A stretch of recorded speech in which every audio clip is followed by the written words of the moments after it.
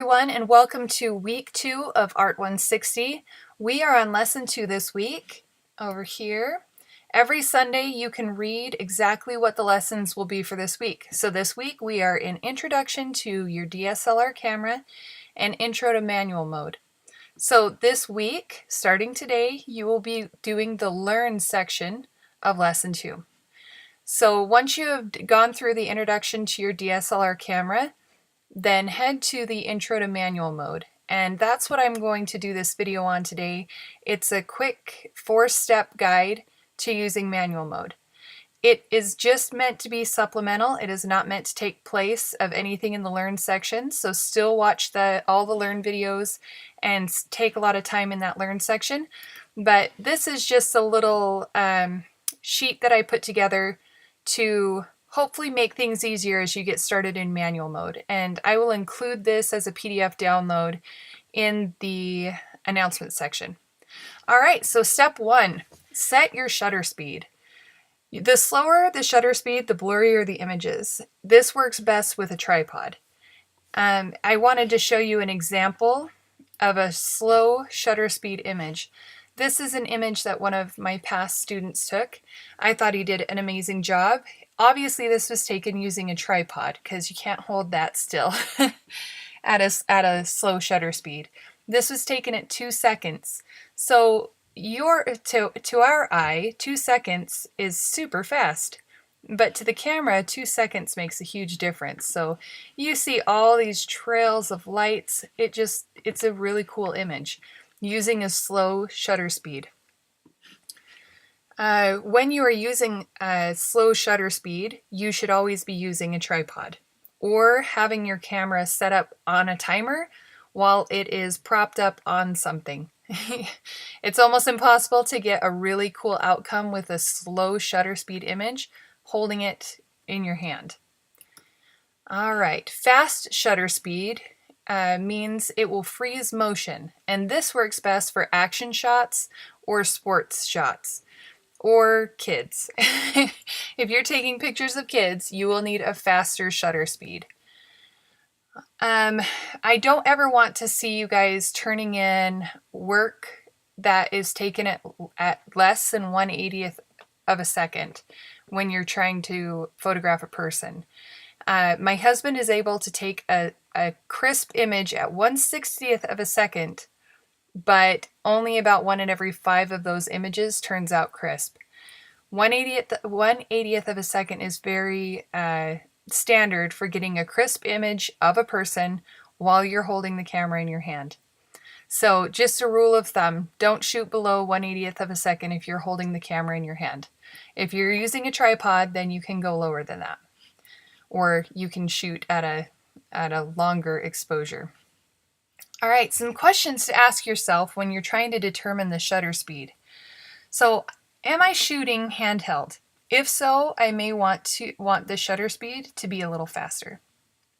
Is your subject moving? If yes, your shutter speed will need to be faster. Are you in a dark place? If yes, your shutter speed may need to be slower and use a tripod. So if you are a wedding photographer and you're taking pictures at a reception, you're going to want to have a little bit slower shutter speed for those shots so that you can get as much light into the camera onto that sensor as possible.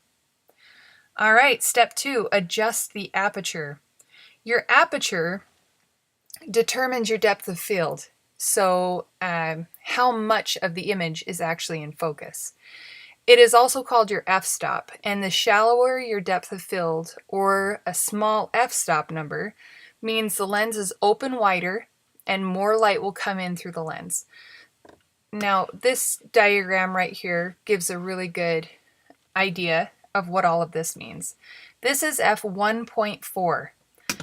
This shows that the shutter is completely open and the sensor is getting as much light as possible with f1.4.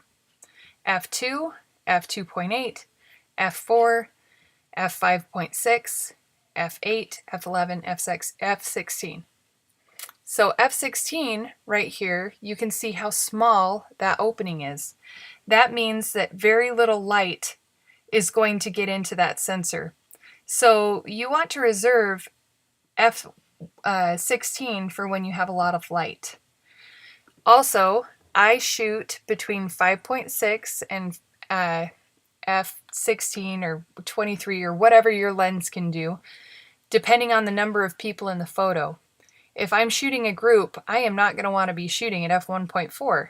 Only one, maybe two people would be in focus.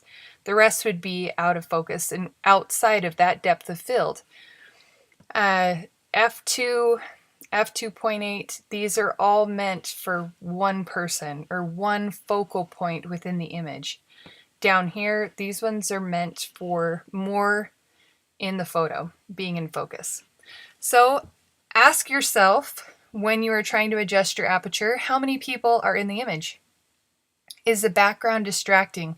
If there's something distracting in the background, you'll want to stay at a smaller f-stop number so that you can make that background blurry. How much light do I have? If it's darker in the room, you'll also want to keep a smaller f-stop number so that you are allowing more light to come in. So f-stop is the size of the opening, and shutter speed is how long the shutter stays open. So that's basically what this little diagram is showing here. Make sure that your focal point is directly on your subject before you move on to adjust your ISO. So right here, a high ISO will make your images grainy, and you will want to check your camera before every photo shoot to make sure that you didn't leave a high ISO when you needed it, because if you have correct exposure and you have plenty of light, but that ISO is really high, your images are going to be weird, and you're going to notice right away. You'll go to set your normal settings and something will just be weird. And that's when you go in and you check your ISO and make sure that it's where it needs to be. Use the light meter in your camera to adjust your ISO and to find the correct exposure. So right here is the light meter within your camera. So when you look through the viewfinder of your camera, you will see the light meter at the bottom of your view, and it's going to look similar to this depending on what camera you have. The more you come to the plus side, the more overexposed your photo is. You're going to have a lot of the whites will be blown out. Over here, they will be more underexposed. You're going to lose detail in the shadows. Here is neutral exposure. It is okay if you are a little overexposed or a little underexposed because your camera is not always right. It's a tool that you need to learn how to adjust.